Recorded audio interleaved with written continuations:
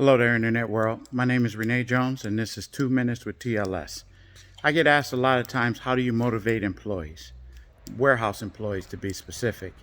My answer, I'm going to tell you in a second. First, I'm going to ask you to like the video, subscribe to the channel. That way you can continue to receive the content. But if you don't want to subscribe because you think we're going to send you a bunch of crazy emails and keep calling you, then at least like the video. So anyway, how do you motivate your warehouse employees? I'm here to tell you, you don't. That aspect of motivation should have began the day you hired them. You should have asked the right questions to understand what their internal motivation is. Why do they want to work in general, not just at your company, but what is it that they're working for that they would trade their time for your money that will help you accomplish the goals that you've set out, which in turn helps them accomplish their goals. If you didn't start that motivation or that line of questioning the day you were interviewing them, I can tell you, you're not about to start motivating them right now. It's your responsibility as a leader of the organization, a manager, a supervisor, to ask the right questions before they start so you don't have to worry about the motivation that you think comes from external sources, being able to buy a car, being able to buy a house, being able to send their kids through college. Most people, if you listen to Abraham Maslow, he said there's a hierarchy of needs. And in those hierarchy of needs, monetary value ranks more at the bottom. Self-gratification or external gratification from someone telling them they did a good job, that actually motivates them more than anything, especially any amount of money you're about to pay them.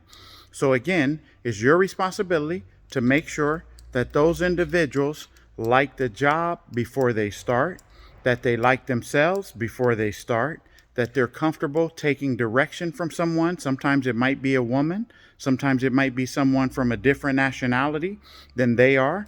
They have to be comfortable with those aspects of the job before you actually offer them the position. If you don't, then you're going to be one of those individuals asking, how do I motivate my warehouse employees? Second thing is, most of your companies that I've worked with, at least, are sales dominated and not sales oriented. That means we will do, or they will do, anything they can to try and generate more sales. That's good. The problem is that sometimes comes at the expense of all the other operational things that it takes to make sure that the company is successful.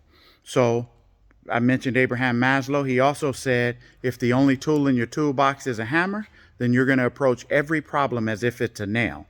The problem is, the only tool in most executives' toolboxes is sales and increasing them. So that means they assume every problem can be handled by generating more sales. You and I both know that's not true, because more sales means more operational issues, more deficiencies, more orders not being shipped, more inventory discrepancies, more customers complaining about late deliveries. That's what more sales means if you don't address those problems in the beginning, meaning not just the problems, but the motivation that leads your employees to want to do the right thing, which is get your customers what they want, when they want it, so you can price it competitively.